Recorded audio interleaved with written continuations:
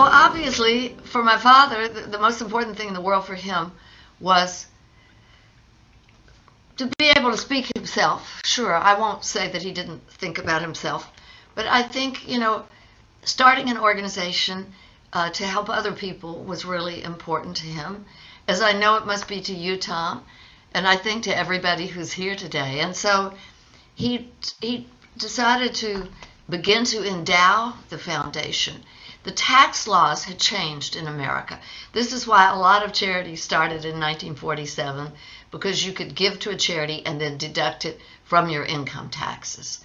So obviously, this induced people to give, even though they wanted to give anyway, knowing that it would come off their income taxes was that little extra impetus. So he began by endowing the foundation, and he did it in a way that ended up being really lucky for us, and that is he gave the foundation shares of the company that he was working for. And fortunately, that company exploded in growth. And it wasn't Microsoft, but it was the Genuine Parts Company. So everybody needed auto parts in those days. And I think, I don't think he ever dreamed how successful the company would be. But it went on, it became successful, so that actually 60% of our endowment, the money that we use to operate now, is in the Genuine Parts Company. So I always tell people, be sure and buy your auto parts if you care about stuttering. So anyway, his first idea was, of course, to go to Dr. Charles Van Riper, who was considered the expert at that time, and who was the expert, and asked Van Riper, what should we do? How can we get started in helping people who stutter? And in those days, with no internet, I mean, look at what you've been able to do today, with the internet. But in those days, you only had one way, really, to reach people, and that was through the printed word. So some of the beginning projects, Van Riper did a study on the effect of avoidance on stuttering, and if you could prove that that was the cause, and that failed. And so then they decided to have a conference, and you've seen some of the 1950s pictures of the experts meeting. And so they decided to have a conference, and the result of that conference should be a book, and in that book were the ideas of these brilliant men on how adults who stutter could help themselves. And I think that was a success. And then from there, then they went to preschoolers. What can we do to help preschoolers? So the idea of bringing the experts together was, it worked out for them. And so they kind of went through, I came on board as an editor when we did the book on counseling stutters, which is still, I love that book. And then transfer and maintenance. And this is what Gonzalo was talking about in the other room. You're in the therapy room. How do you transfer that out to other situations? So isn't that exciting that now you can virtually imagine yourself in a real job interview situation, or having to ask the boss for a raise if that's what you're going to. These really difficult situations. So look how far we've come. It's just amazing. But the transfer and maintenance book was all on that topic. How do you transfer out of the therapy room into these real world situations? And each chapter was written by an expert, and had, for example, Joe Sheehan did one of the chapters, the original Iceberg Man, and Bill Perkins did a chapter, Van Riper did a chapter, and each of those chapters is unique. Like I said, I don't think it's outdated. It holds us true today, even though there's a new method to deal with it that Gonzalo was outlining. So then along came video. And so, of course, we had our first conference on producing a videotape, and this is when Van Riper sat down with the famous Jeff and went through 16 sessions of therapy and brought him all the way through desensitization and every aspect of therapy. He said it was the only time in his whole life that he had a client who really went through all the stages of therapy and did everything perfectly. And it just doesn't happen in real life. But anyway, it did happen for Van Riper. He was just lucky. And Jeff, in fact, went on to become a therapist himself, which is kind of interesting. And probably is retired now. So anyway, that is the world of video. And then along came the world of the 800 phone lines. So we got an 800 line in 1984. When you think about it, we wanted to be able, well, two things. We wanted to be able to reach people inexpensively. We wanted to be available for them. So in this way, that in those days, now we have cell phones, in those days, they could call us free and not have to pay 30 cents a minute or whatever the rates were in those days. And then we began also sending out press releases. And in those early days, the newspapers had never gotten a press release on stuttering. So it was like giving candy to a baby. Every press release we sent out was picked up by the newspapers. So that's not true anymore, as you know, because there are lots of ways to reach the press. But so we did the 800 line, and during all that time, the other thing that we did is put our materials in public libraries, because that's a place where you could go and you didn't have to talk. Now that's maybe not as true, but you could always go to the card catalog, which doesn't exist anymore either, and look up the word stuttering and see what books that library had. And so today our books are in more than 16,000 libraries. So it's still a way that people in the boondocks who may not even have internet connection, there's still a way to reach people with books. So we have not let up at all on that. And then we follow up the library with press releases to the local papers saying, help is just as close as your local library. Of course, that's competing with help is just as close as your internet connection. So going forward, because I'm on a timer here as well, I see.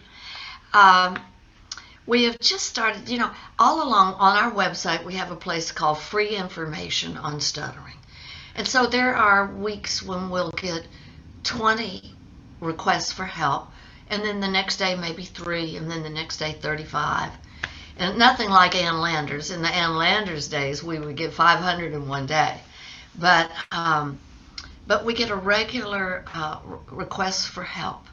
And so Dr. Ellen Kelly, who for many years was at Vanderbilt, has taken on an incredible job for us, task, I should say, that she loves doing. And that is, when people ask for help, I have a 2.5-year-old who's just started stuttering this week. Dr. Kelly answers the question. So on our website is the free information. If you fill that in, she gets that request for help. What she's doing now is she's filming her responses, because we get a couple hundred mothers of 2-year-olds who say, my child's just started to stutter. How am I going to handle this? Or my teenager wants to drop out of therapy. What do you think about that? Or I just got a job promotion. I'm a CPA, and I was just going along, and now they made me the boss of this, and now I got to talk in public. How am I going to do this? So what Ellen is doing and working with Bob O'Brien, our videographer, is she's videoing segments of herself answering all these questions. So if you have a question for us, just ask Stuttering Foundation, and then they'll be answered by Dr. Kelly.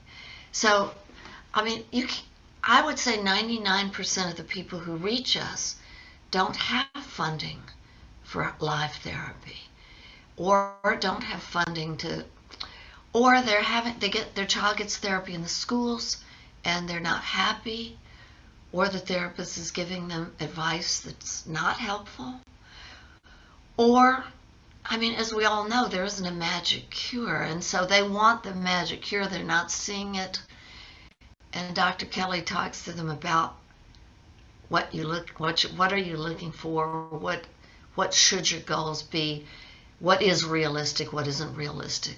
So this is just brand new starting this. So I'm really excited about this because the questions we get, I answered that toll-free line for at least 10 years, maybe more. And so I know what these questions are because I would get them day after day, year after year.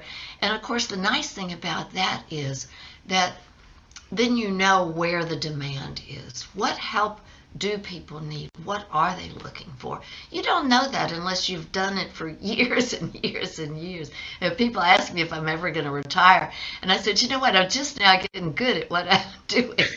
It's taken me 40 years to get here. But, I mean, there's some truth in that. Maybe not. A lot of people are old and they haven't learned. But I like to think I've made a little bit of progress over the years. But the questions are repetitive. And we always get the call, always when I was answering the phone and we'd close at 5 p.m. At 2 minutes to 5, I would invariably get the call from the person who said, I've cured stuttering and I just want to call and talk to you about it. And Joe would say, are we ever going to have dinner? And I'd say, no, because I'm talking with the person that's cured the problem. But it was always at 5 minutes of 5. So for me, it was a real thrill to be able to do that. And I would enjoy doing it again. I unfortunately don't have as much. I do answer calls that when people ask to speak to me, I'm always want to be available for that. I don't ever want to stop that. But I don't answer it every day, all day anymore. So anyway, to sum up, we're really excited about the future, really excited to be part of this conference and see what people are doing all over the world. It's just, to think that every day we refer people to TISA, and there they are on the screen. And then there's Gonzalo with the new system for going through a job interview without doing it. It's just all very exciting. I love it. Well, Jane, I do have a question for you. Why was it so important for your father to put so much time and resources into giving back to help other people who stutter instead of just focusing on being a business tycoon? I think what's interesting, what I learned, and as the years go by, is that he was interested in giving back to everybody. So that with his employees, and I've shared this story, he had 400 employees. He had what he called the birthday interview with every employee on their birthday, every year. And he was interested in their success. He wanted to know about their families, and he wanted them to lead successful lives. So that's the kind of person he was. He was a builder of men and women. He was a builder of men. And I don't know whether he was a good listener. I always thought, I think now, because he stuttered, he became a wonderful listener. And it also enabled him, there may have been when you think about it, once he got to know each of these employees, then when he saw them in the work situations, he was probably more at ease with them. So in some sense, he was building a family. He did build a family. And when he died, he was 92 years old. There had to have been 500 people at his funeral. And people said to me, I wouldn't have become what I was without Malcolm Fraser. So it was not just people who stuttered. I think Hugo Gregory came to the funeral and he expected everybody to be there, people who stutter. No, it was everyone whose lives he touched. So that was the way I was brought up. This is why I'm running for office here in Glenn County right now, is that I want to make a difference for the other people who live here. It's interesting, and I don't know if it's maybe because my grandfather was a minister. I don't know if he instilled that in his children, and they went on and instilled it. But I think it's also it's not a chore; it's a joy, really, isn't it? You're doing it. Why are you doing it? Why is everybody in this room doing it? Everyone who's at this conference is doing the exact same thing. They're all making a difference for other people. And maybe they think it's only for people who stutter, but I bet everyone in this meeting today is also making a difference for other people, because helping other people is a skill, and it's a skill that you use in your everyday life, I think. You care because you care. Yeah. Well, we have time for a couple questions for Jane. If you have a few more minutes to spend with us, Jane, we would just love to. I'm sure there's a couple questions here. People love to hear more of your stories and your experiences. Thank you.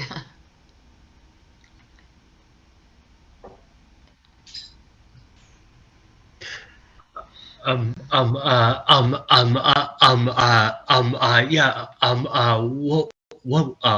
question I have, Jane, is how have you seen the questions change over the years to the organization, just from you monitoring them? Has there been any kind of big shifts in themes or anything as you think about over so many years?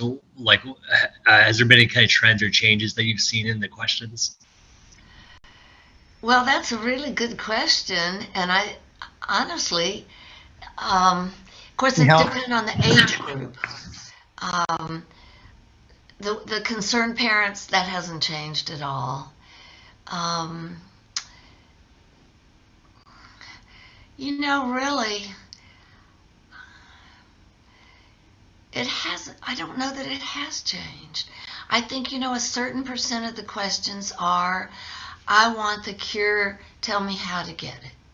And I think it just seems to me that's so perfectly normal, because we are sort of a cure mentality. And I think, to get yourself out of, same thing with other medical conditions. I want you to cure my heart problem. But then when the doctor says, I want you to go out and exercise, I want you to eat differently, that isn't the answer that they want. They want the cure. And so it's not just people who stutter, is it? It's really all of us. We want the cure. And then when we realize that there's a lot more involved. So I think in a sense it has not changed. I do think that we just have so many more tools now with the internet, and it enables us to hear what other people think. I think it also enables us to, I would like to think that people are more aware of stuttering. And just when you think they are, then somebody comes out with a really horrible comment and you think, oh, we haven't made progress. But I think we have. I think we have made progress. So, no, it's a good question you ask. I think overall, no, I think people have to come to a realization that they have to live in reality, that there are things that they can do, and there are things that teaching. This is a wonderful group, the World Stuttering Network, to teach people that we're all kind of looking at the same problems. I think it helps to know that you're not just isolated in your country, that people all over the world are facing the same struggle, and that getting on top of it involves your involvement. Yeah. Thank you. Awesome. So do we have any other? Natalie has a question for Jane.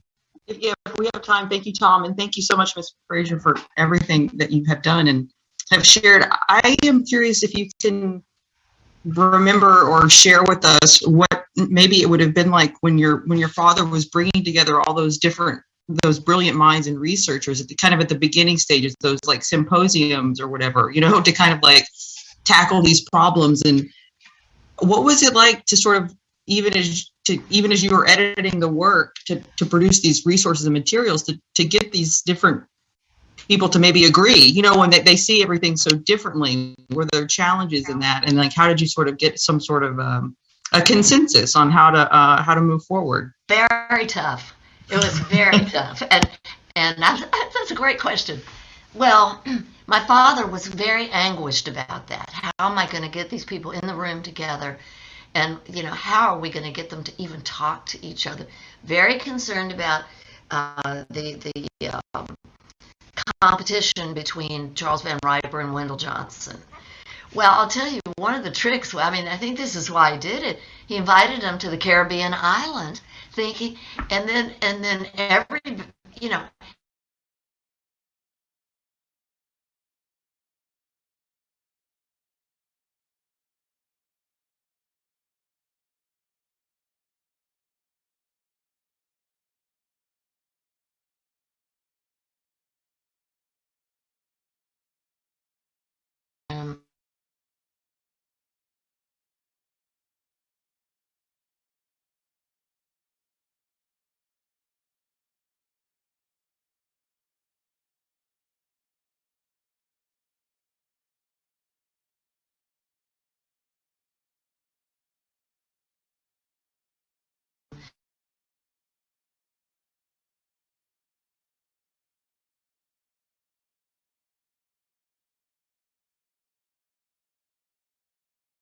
them to this expensive, for those days it was expensive, bring them to the this resort and put them in an atmosphere that was real.